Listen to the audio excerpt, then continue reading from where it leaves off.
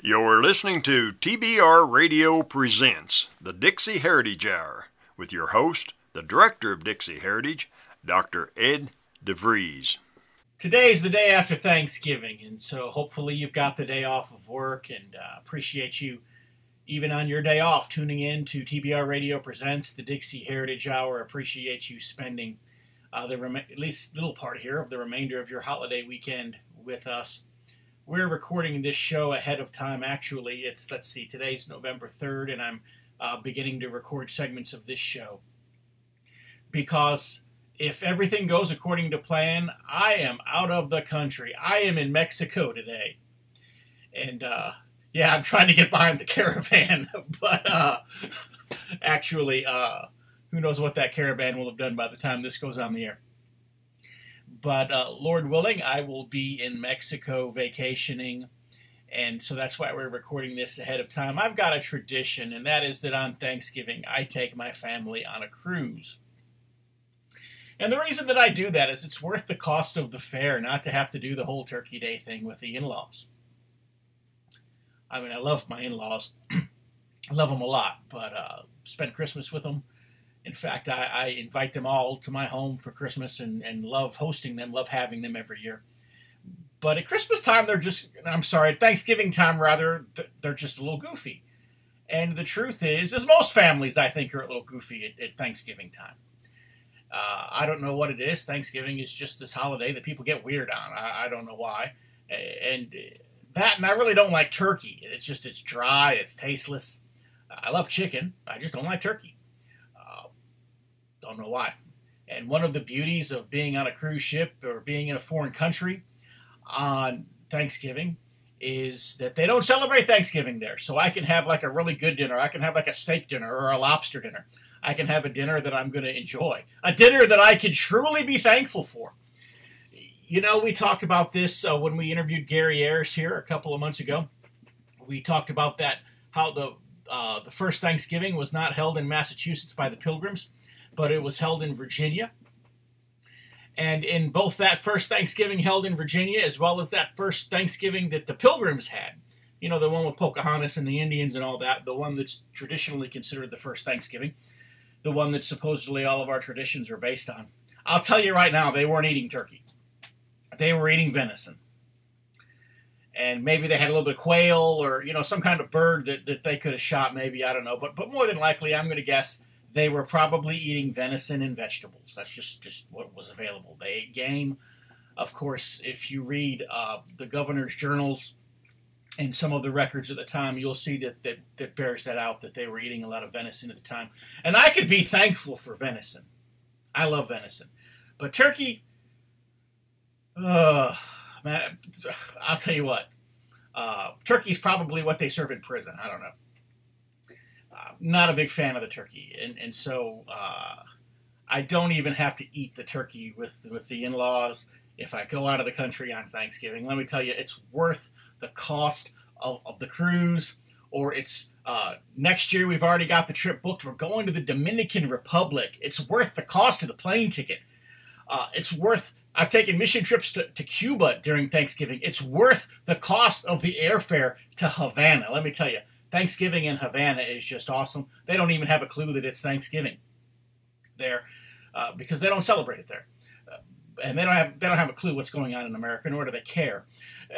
And so, but hey, Lord willing, you're home listening to this. You probably had to eat turkey yesterday, and Lord willing, I had me a big juicy steak and a lobster tail and some shrimp and a big salad and. Now, I will have eaten the pumpkin pie for dessert of the sweet potato pie. Let me tell you, I love sweet potato pie. I love pumpkin pie. I'll eat that stuff all day long. But, man, you keep the turkey. But anyway, so hopefully, Lord willing, I had me a big juicy steak last night. And I'm sitting on a beach in Mexico right now while you're listening to me on TBR Radio Presents the Dixie Heritage Hour. I'm praying for you. God bless you. I love you. Anyways, we're going to do something a little different here on today's radio show. Rather than doing the long-form interview, what I'm going to do is I'm just going to take, and I've got some interviews that I've recorded. I could have just plugged a interview in here and it could have called it a show. but we are going to do a special Thanksgiving broadcast of sorts today. And what I'm going to do is I'm going to take clips, stuff that I've not used throughout the year. Maybe there were segments of another interview that didn't make it into that interview. It was just leftovers. You know, sometimes I do an interview, and sometimes I talk to a person for over an hour, sometimes an hour and a half, sometimes 2 hours. I've had radio interviews that have gone as long as 3 hours. And we put less than an hour of it actually on the air. Of course, a lot of that was just chit-chat and things. But sometimes there was some good material there. And so I'll throw in a few little clips here and there. And also, there were a few other interviews that I did that were not hour-long interviews, because this really is a long-form interview show, and the long-form interview is a lost art. In fact, as far as I know, there are only 2 people that are really doing it anymore. It's myself and radio talk show host Mark Levin. He doesn't do them on the radio, but sometimes he does them on TV on his Life, Liberty, and Levin television show on Sunday evenings on Fox News. He does long-form interviews where he gives a guest the entire hour. But sometimes I've interviewed people and the interview didn't go an hour. The interview only went 5 or 10 minutes or 15 minutes. And so I'm going to take a few of those clips and I'm going to plug them in there as well. Good stuff, but just stuff that we didn't get a whole show out of. And so I really think that you're going to enjoy today's program. It's going to move around a lot, but I really believe that you'll be glad that you tuned in today. And one of the first things that we're going to do is I'm going to play some clips from Burt Reynolds. Burt, of course, is somebody who passed away this year. We remember Burt from Deliverance. In fact, I took my vacation this year. Some of our regular listeners already know this, that I took my vacation in a little cabin outside of Otto, North Carolina. And it's right there on the on U.S. Highway 441 on the Georgia-North Carolina line.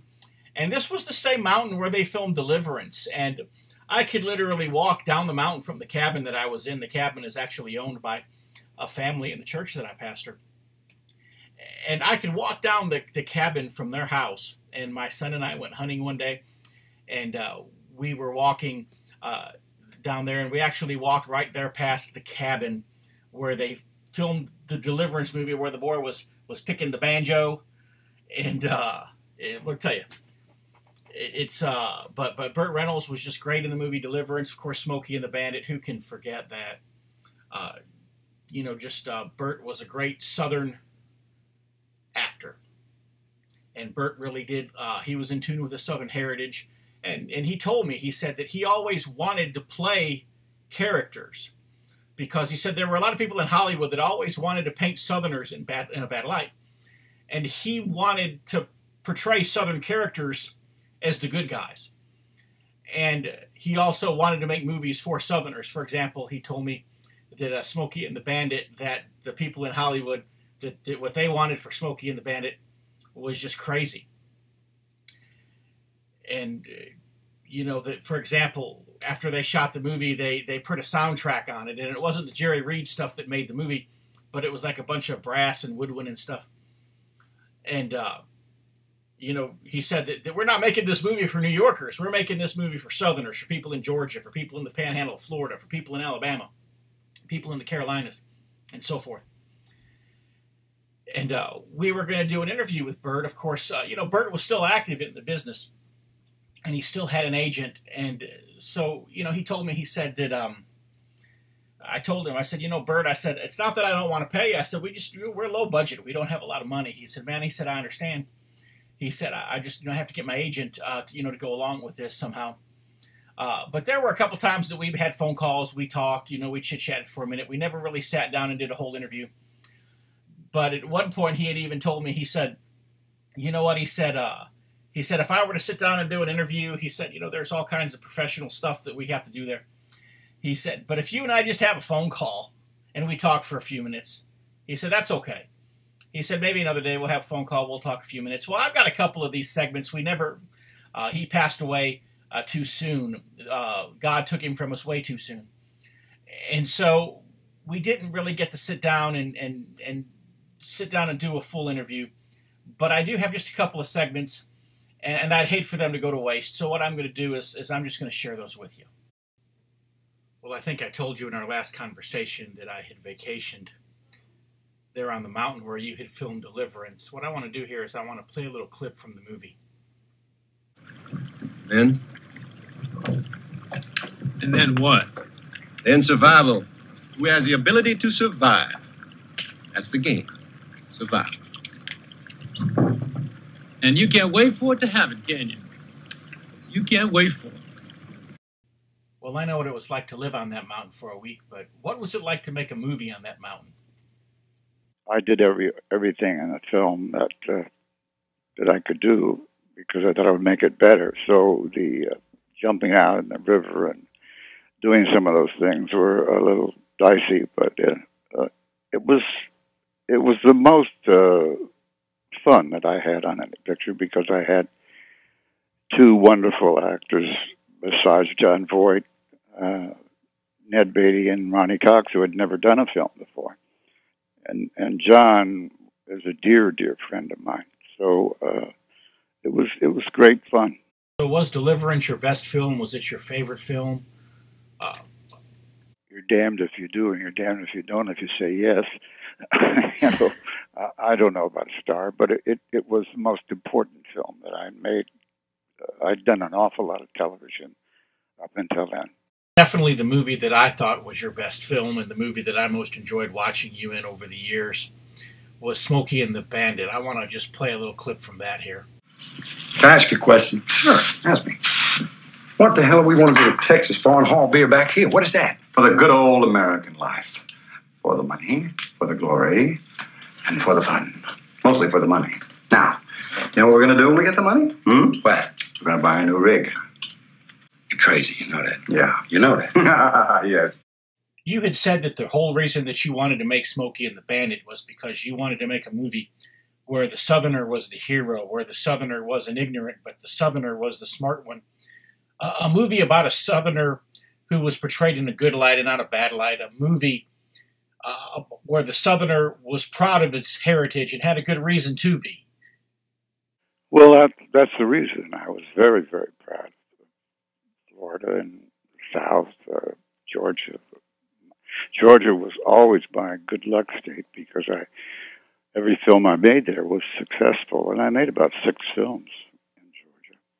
And I wasn't that.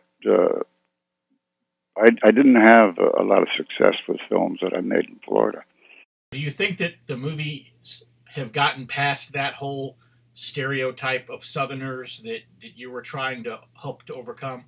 Or do you think we still got a long way to go?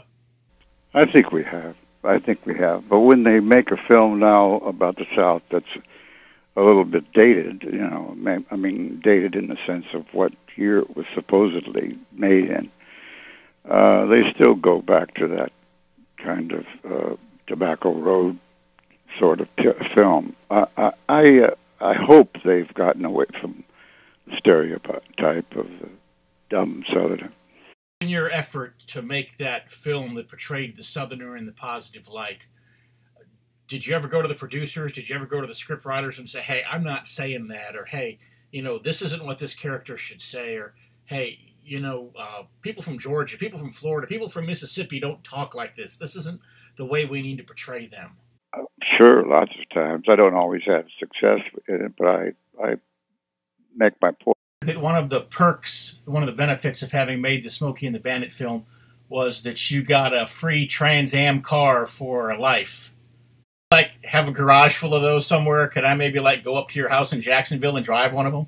I got a call from the president of GM, and he said, I want you to have Pontiac every year, Trans Am every year for life. I said, well, that's amazing. I said, I really appreciate it. So the first one I gave to my sister, the second one I gave to my stepbrother, and the third one I gave to somebody else. And then I got one, and then about 6 years later, one didn't come. So I didn't want to be this ungrateful jerk, called up. But I thought, well, maybe there's been a mistake in the shipping and didn't get. So I called up General Motors and I asked for the president. And a lady came on, and a new guy was there. He got on the phone. He said, "What's the problem?" And I said, "Well, I didn't know whether there was a mistake in the car to go to Jacksonville or somewhere else, because I usually get a car about this time. And I really appreciate it, been having a lot of fun with them, and I just wonder what happened to my car." And he said, "Oh, yeah, that's right. You're going to get a car for life." I said, "Yeah." And he said, "Well, you see, that was the president's life. Thanks. It was an interesting call." So did they want you to do advertising?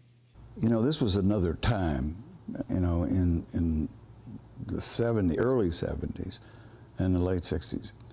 Actors who were, you know, really doing well in films didn't do commercials. And if you did do a commercial, it was something that you owned part of it, or, you know, there was a real particular reason. It was like, if you do that, it hurts your film career.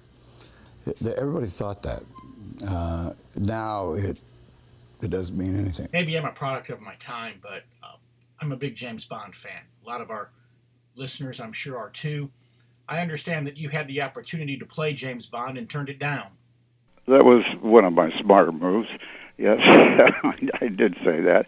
And actually, looking back at it, I could have very well played it, and I think I would have done a good job. But I at the time, it was very controversial about who would play it, and I think Roger Moore was wonderful. It was a combination of things that we never really sat down and did a full long-form interview. The goal was to do segments here and there. We had a couple of phone calls. Again, we just had a few minutes worth of stuff there that we had, but I didn't want to share that with you. And again, one of my film heroes, if you will, one of those actors, one of those entertainers that I grew up with, and God bless him. I'm so grateful that I got to speak with him for just a few moments, even there towards the end of his life, and I'm so glad that we could share that with you. Well, what we're going to do now is we are going to cut to a commercial from our sponsor, the Barnes Review, and then we'll be back with our special Thanksgiving, or I guess we could call this Black Friday episode of TBR Radio Presents the Dixie Heritage Hour. Stay tuned. If you love listening to the Dixie Heritage Hour, then I know that you'll love reading the Barnes Review. The Barnes Review is one of my favorite magazines. I began reading the Barnes Review long before they became a sponsor here on the program. In the Barnes Review, you will read vignettes of man, from the prehistoric to the very recent, from forgotten races and civilizations to first-person accounts of World War II and the late Cold War. There's just not a more interesting magazine published today, nor a more significant and important subject than real history. So if you'll visit www.barnesreview.org, that's www.barnesreview.org, you can find out how you too can become a subscriber to the Barnes Review. You can subscribe to receive the Barnes Review by mail, or you can subscribe to receive the Barnes Review electronically in PDF editions. Or you can subscribe to receive both. That's what I do. So visit www.barnesreview.org and subscribe to the Barnes Review. The bit that I want to play now was a video that was sent to me by one of our subscribers. And it's a black gentleman. And he's talking about the removal of Confederate monuments. And it's about a 12 or 13 minute clip. Obviously, it wasn't enough to make a show out of. And I really did not know how to build a show around it or plug it into another show that we have done. And so I've just kind of been sitting on it. But just some very thought-provoking things here in this clip. And so I just want to go ahead and play it for you and share that with you at this time. Today, I want to talk about the Confederate monuments being removed in New Orleans. Now, many have said that these monuments... Now, one of them is called Liberty Place, and they said that it's to commemorate the removal of a biracial government to put in a white government.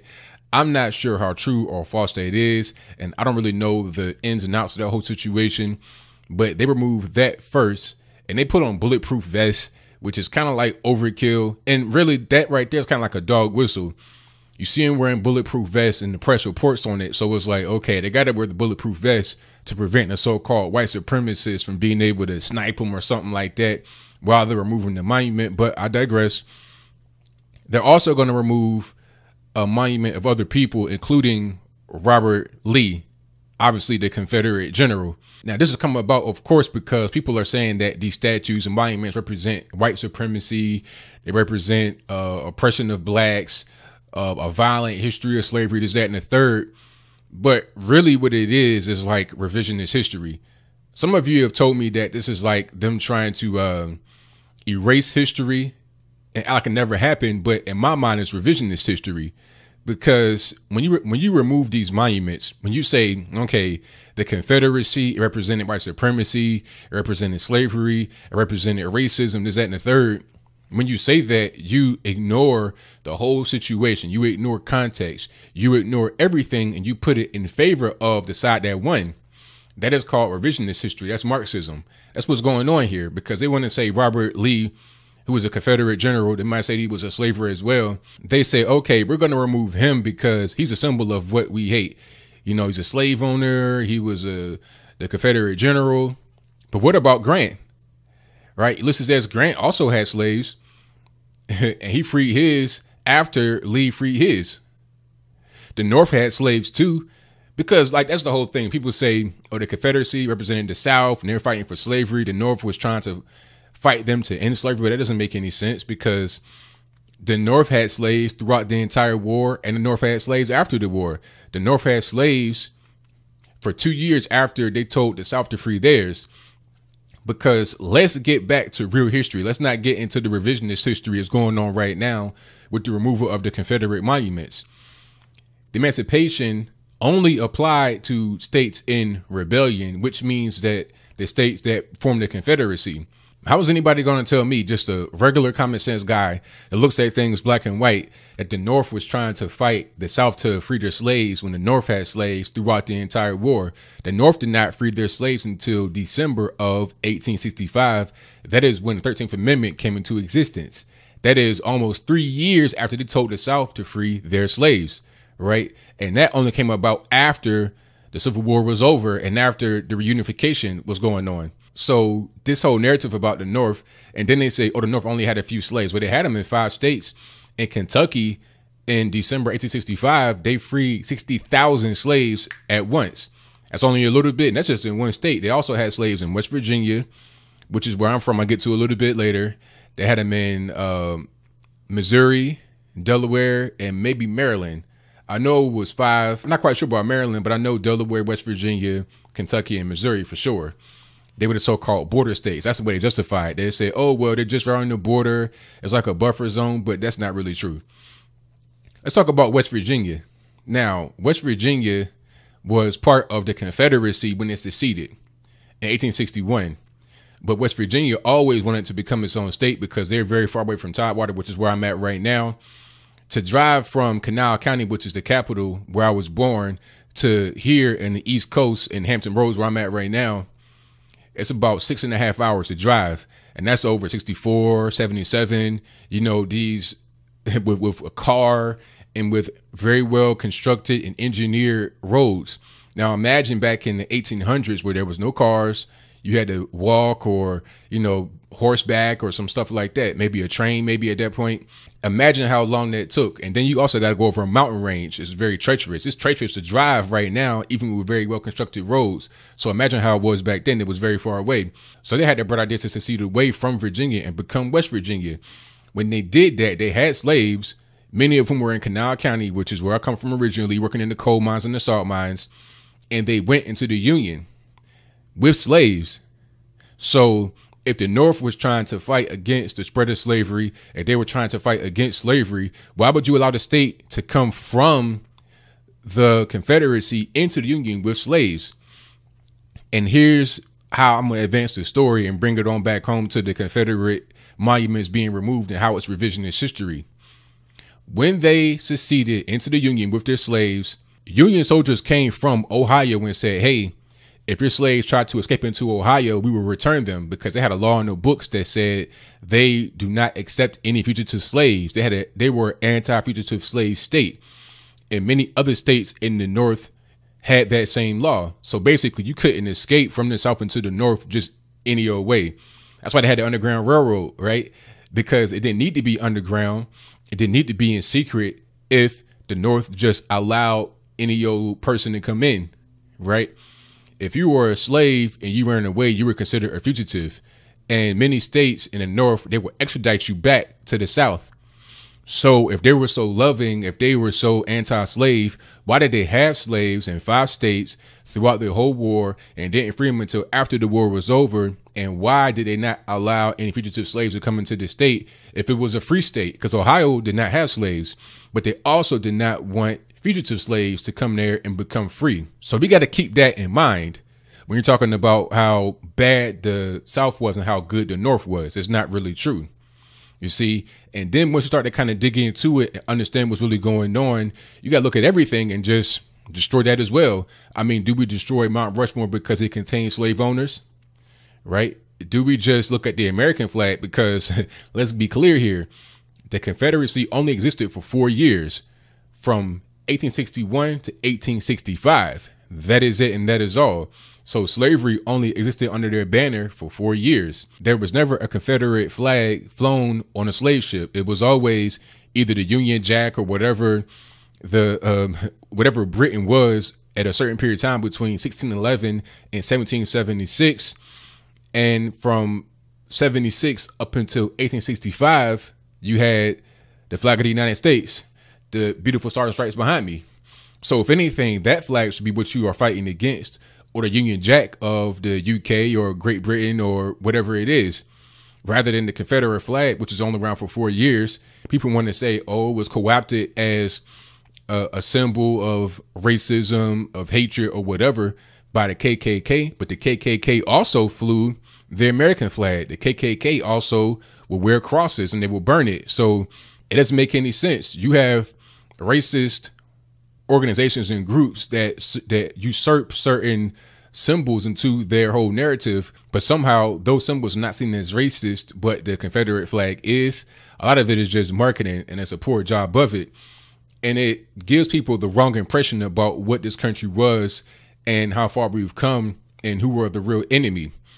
And it paints just the wrong picture of what happened during history. This is why I call it revisionist history, because when you do things like this, when you have provocative messaging, symbols of people wearing bulletproof vests to remove a Confederate statue in New Orleans, you send in the message of, white hate, white resentment towards people that are trying to remove their heritage or whatever it is. But people are upset, not to the point of trying to shoot you, but people are upset because you're trying to change the way history is. You're trying to revise history and make it appeal to those that are on the other side, that are on the winning side. I had an argument with a white liberal about this, and I was talking about how both sides of the war had their own problems with slavery and racism or whatever it is. And the person asked me, well, if you were a black person in the 1800s, where would you rather go, the North or the South? I'm like, see, that's somebody right there that's been indoctrinated by the Marxism, by the revisionist history. You're thinking that the North is somehow this grandiose place and the South is just a cesspool of nothing. But the truth is, most blacks to this day still live in the South. It cracks me up. People talk about Mississippi and they talk about how racist it is and how it's like a white supremacist haven. But Mississippi is a very diverse state. Little known fact. It's only about 59% white and like 34% black and a very high Hispanic population. Compare that to a place like Illinois, which is like maybe 11 or 12% black at best. And most all of them live in Chicago. And look how bad Chicago is compared to somewhere like in the South. Look at the extreme violence and the chaos and how segregated it is, you see? And the person getting back to them asking me, where would you rather live? I'm like, well, it depends on my situation. First of all, 90% of people that try to escape slavery fail. So you got to be able to have a solid plan to be able to escape, first of all. Second of all, you got to be able to go to a place. You got to have a connecting the Underground Railroad or something like that, a safe house to live in or something in the North, because again, you had anti-fugitive slave laws in the North, namely Ohio. If I was in West Virginia, which is where I'm from originally, if I'm in Canal County and I'm trying to escape, where am I going to go? In the 1800s or during the war, matter of fact, where am I going to go? Can you say I'm going to go to North and escape?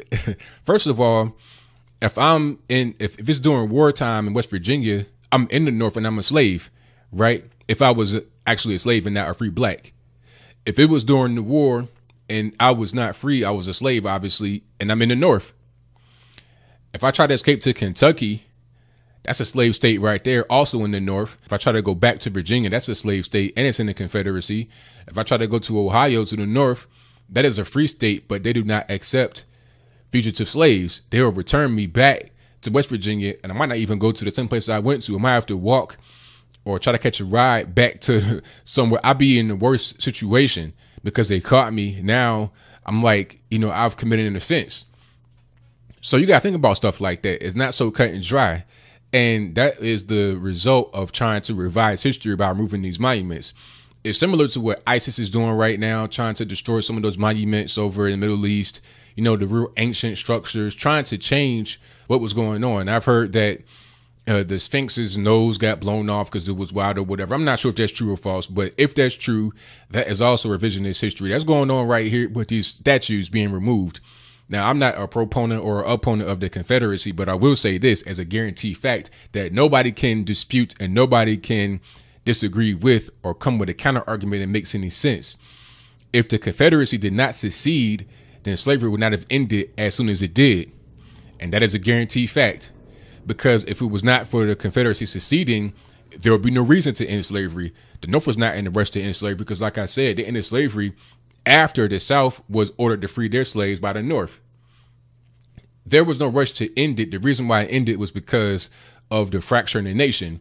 The North was perfectly fine for hundreds of years being able to indulge in slavery, if not themselves, then from the money that came from slavery.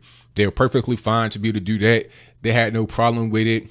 It was all good. The only time they were really concerned about slavery and trying to eliminate it was when it made sense for them to do it in a strategic sense during war because of the Civil War that was going on. It was a tactic to use to win the war and get the South back into the Union. That is it, and that is all.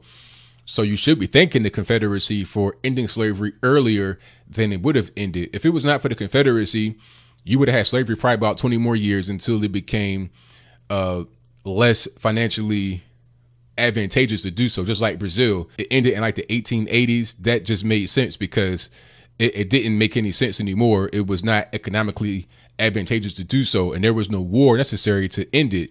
And slavery was much more brutal south of the border, for sure, especially in Brazil. You had a very high mortality rate because they work you to death. They work you like an animal, and it was not quite the same way here in the U.S. But I'm going to go ahead and leave it at that. All I'm going to say about this is, again, I'm not necessarily a proponent or opponent of the Confederacy. I look at things black and white. I know that if they did not secede, slavery would have ended a lot later than what it did. And I know that if you try to remove these monuments, you're going to revise history. You're not going to understand the full context of what was going on. You're going to think one side was a perfect angel and the other side was a demon. And that can be very dangerous when you're talking about things that are happening right now. When you try to compare them to things that happened before, you're not really going to understand what you're talking about until you understand the full scope of history. Just like the guy that was trying to tell me, oh, you should go to the North rather than live in the South. Well, what am I going to do when I get to the North? How am I going to get there? Will they accept me? It wasn't no welfare, EBT, food stamps, nothing like that. So I got to be able to have skills. Can I read? Do I know how to do anything? If I go to the North with no skill, and if I go to the North in a place where they don't accept me, where I'm a criminal, where I'm a fugitive, then I'm just out back. So you got to think about stuff like that. And if you don't have the full scope of history, you won't be able to. So what do you think? Do you think that the Confederate monuments should be removed because they're a symbol of racism? They are a symbol of hatred, etc., etc. Now, if you believe that, do you also understand that you're opening the door to a lot of other things? What things do you like in your life that have come as a result of any kind of slavery, anything like that? Aren't there black families that had slaves? Is your great-great-great-grandfather, was he a slaver and he was black? Has your family been able to benefit from that? There's a lot of rich black families out there that have had money for many generations. Are you one of them that was able to benefit off of the ills of slavery? How about the American flag? Do you like it? Well, if you're going to say the Confederate battle flag was wrong, then what about the American flag? It flew atop of slave ships.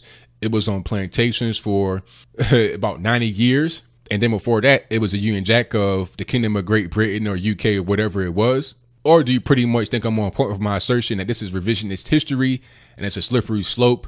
The next thing you know, they're going to send a cannonball to Mount Rushmore and destroy that because George Washington was a slave owner and many other things are going to get desecrated as a result. I mean, I'm already starting to see it happen. I've seen people talk about how the American flag is the real enemy and how America's is, just disgusting place. Every nation in the world has their flaws and has a dark past, but all you can do is just, as a collective, work toward making the country better. And trying to revise history, in my opinion, will not get that done.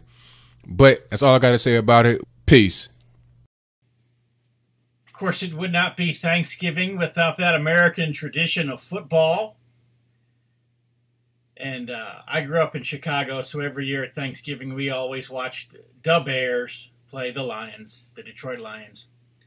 And, my father-in-law, he grew up there in Baltimore, Maryland, Washington, D.C. area. And so he was a big Washington Redskins fan. And, of course, the Redskins would always play the Cowboys every year at Thanksgiving. And so that's what Americans do at Thanksgiving. They eat this really big meal and, they get bloated and they lay on the couch and they turn on the TV and they watch football. And sometimes they fall asleep watching the football because they ate too much. And so for all of you Bears fans out there, here's a little clip from our friends, the Super Fans. Remember those guys? Hello, and welcome to another edition of Bill Swirsky's Super Fans.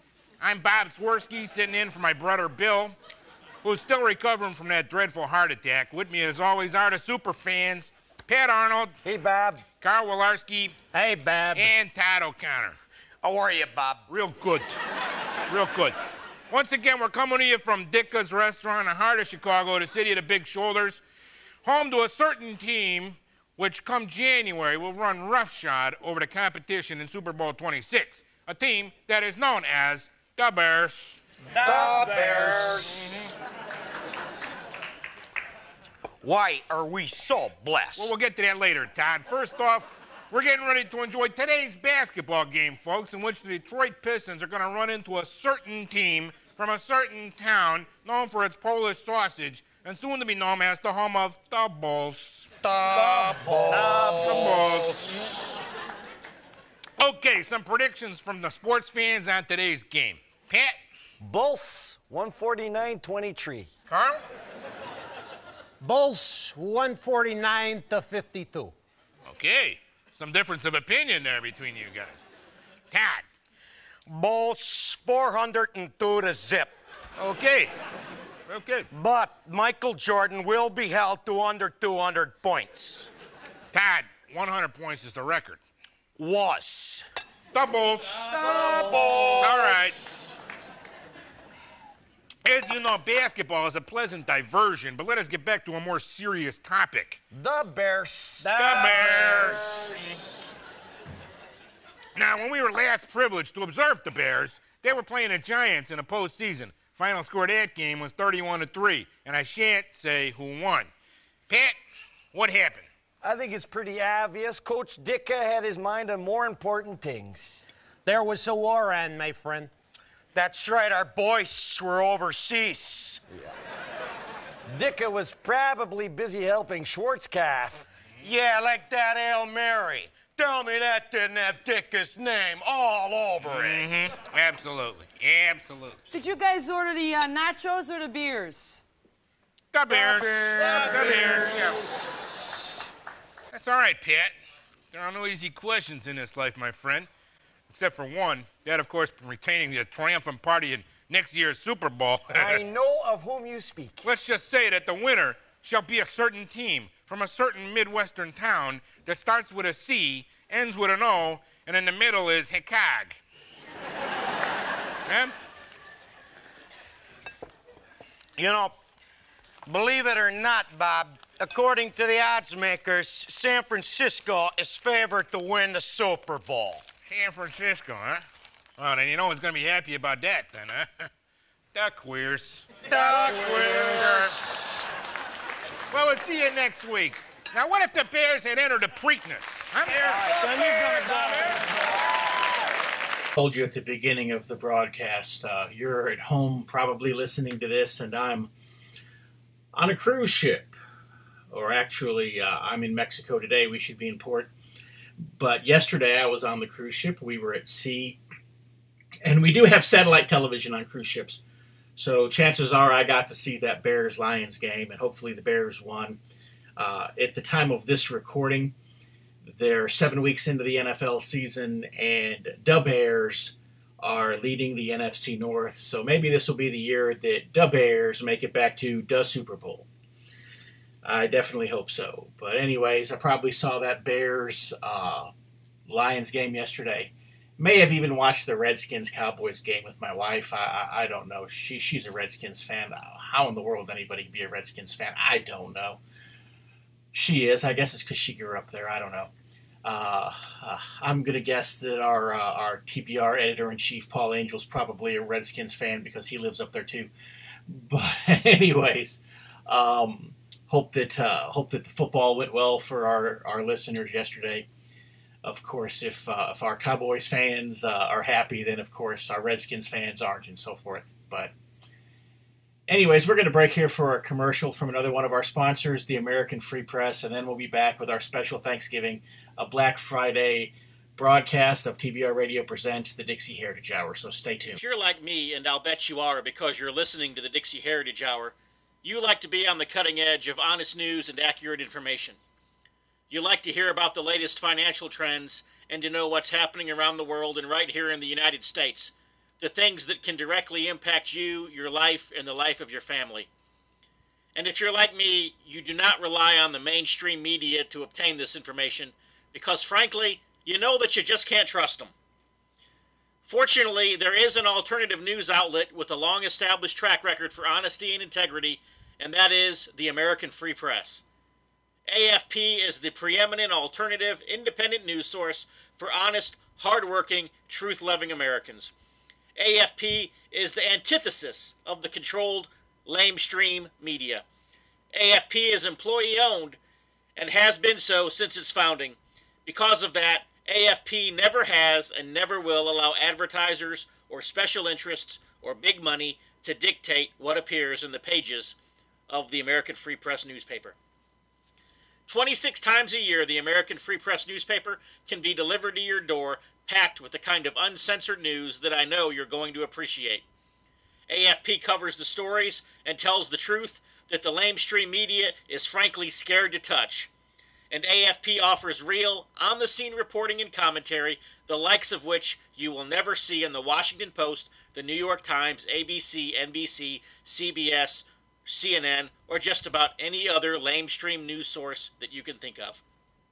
That's right, there's only one national populist news weekly staffed by an unsurpassed team of veteran investigative journalists who will dare to rip the veil off of many of the major news stories that are being censored and suppressed by the big money controlled media monopoly. And that's the American Free Press.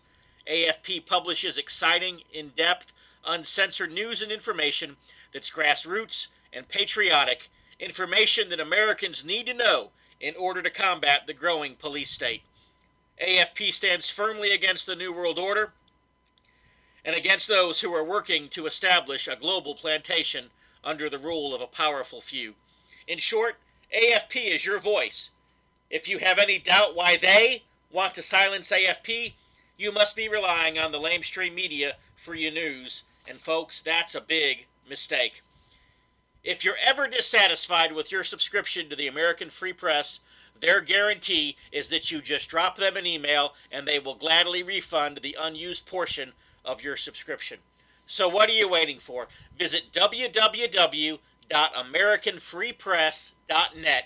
Once again, www.americanfreepress.net.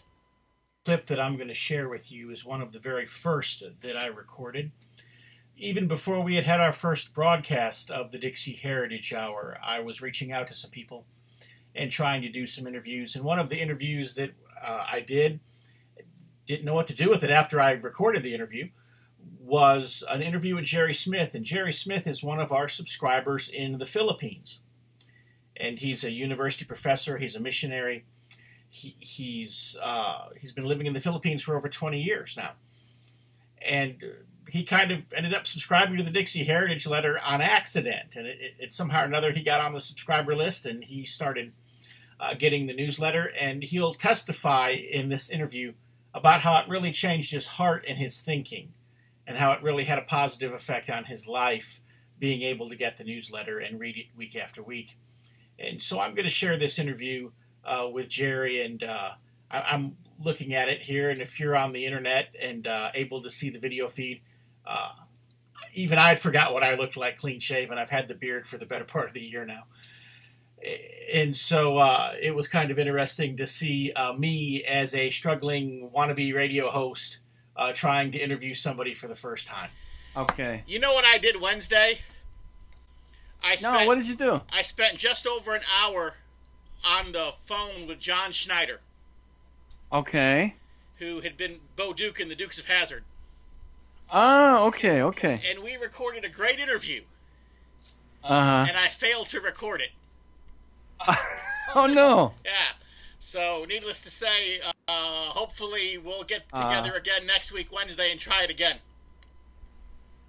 Okay, well, I hope so. That's something good you can post. But that's how I kind of support myself. I'm an expat over here in the Philippines. So then you've retired there. You've moved there permanently then, not just a temporary missionary assignment. I'm pretty much here by my own volition. As far as coming here, I came here many years ago. I did about 10 years in the Air Force. I came here to live and kind of start a new life here. I had some tragic events in my life in the States. So I came here and ended up becoming a associate pastor, become a pastor, and then tried to start mission work here through Faith Missionary Church in Grootly Lager, which is Tennessee area, and ended up working here to support myself because this is where I was called. And this is where I'm trying to bloom, where I'm planted. Right. So these days they have a small house church, and I do any kind of Bible school teaching or any kind of training that anybody wants to contact me to do. I'm happy to do it. I don't charge them anything for it. They need some training here often. You know, we had talked by email, and that's why I kind of asked if we could set the Skype up just for you. Yeah. Just for you to share for just a couple of minutes. Yeah. I know you had told me that you started receiving the Dixie Heritage newsletter, and it kind of started to change your opinion about the Confederate flag and Southern heritage. And Correct. so, go ahead if you want to. If there's just wanted to give a loose testimony, or if you want me to kind of question you through it, you can let me know. Well, I can give you kind of a nutshell. Before I started really reading the Dixie Heritage newsletter, I had this predisposition that the Confederate flag had a certain meaning. And the reason I thought that, well, because that's the stereotype, or that's the idea that people present whenever you have this. It's always associated with a certain malaligned group of people who are not, I guess, proper as far as their beliefs or their behavior. And when I started reading the newsletter and started kind of researching on my own and just reading a little bit more here and there, and then this recent trend of people tearing down statues and vandalizing in the South, it really burdened me. And I thought to myself, there's just something wrong with this. And the more I understood it, the more I'm convinced that what's going on in the South right now with the statues and whatnot, trying to erase the memory of the people, key figures, is wrong. Apart from that, the Confederate flag from what I understand at this point, it's simply a symbol of heritage. It doesn't have to mean anything racist. It's a heritage that the people of the South have. And so I appreciate you asking me, because I'm a northerner. I'm from California. You know, we don't know a lot about that. But from what I understand now, I want to know more, and I'm very curious. And so I'm really, when I get the newsletters, I eagerly read them. And so I was disappointed to read recently, in the most recent one, something about Crumb, because I had watched the documentary about him, and kind of disappointed that they're looking at taking down a statue of him as well. So it'll never end. Anyway, yeah, it seems like it. So I want to ask you a question, because you said something that hit my ear. You called yourself a northerner and said you're from California. So yeah. Why would you describe a Californian as a northerner and not a westerner? Perhaps I could change that to westerner, but if we're looking at just polarized divisions between north and south, then I would say north. But if you want to categorize it north, south, east, west, then definitely west. I'm a western guy, but well, geographically, yeah. California is west. I don't know ideologically if I would put Californians in the same little cubby hole that I would put westerners, because when I think of westerners, I think of people who ride horses and you know, people who hunt and fish and who aren't that much different from southerners. Okay, you got me there. Again, I'm kind of new to that, but if I were to classify myself, I would say Western. But I know I don't ride horses, or I didn't. Okay. No, I just wondered if maybe there was something about California that made it very Yankee in its mindset. Oh no. Okay. No. So would you say that that receiving the newsletter has really caused a change of heart then in yourself? Absolutely. Absolutely. Again, to reiterate, there was a paradigm or a stereotype, a certain thinking in my mind, what the Confederate flag and the Southern heritage was all about. But it's not about racism. What it was about, in my understanding, is simply people holding to their heritage. And when I was just, I think it was in the newsletter, forgive me if I'm wrong, but Ivanka Trump posted a tweet, and there was a Confederate flag in the background on a boat. That was today's newsletter. Yeah, on, forgive me, I read so many things, but it was next to a U.S. flag, and people, the media got bent out of shape about that. Guilt by simply having a flag, for one thing, bothers me, but you're supposed to have free speech in the U.S. But secondly, and just simply an arbitrary a boat in the background that's flying the flag somehow associates someone with racist tendencies, and this is getting out of control. And I thank you so much for giving me a chance to say it in a more public manner. Well, I appreciate you doing so. In the Philippines, and I realize this is a different context. Yeah. But what we're seeing in the United States, call it cultural purging, call it cultural cleansing, call it revisionist history, call it what you will. But it's basically, it's kind of what happened in Germany, where they just decided they were going to take about a 15-year period of their history and destroy anything that would even faintly remind you of it and throw you in jail if you talk about it. Yeah. And that's kind of what we're at the beginning of here in the United States. I'm sure in the Philippines they have some portions of their history that they're less than proud of as well.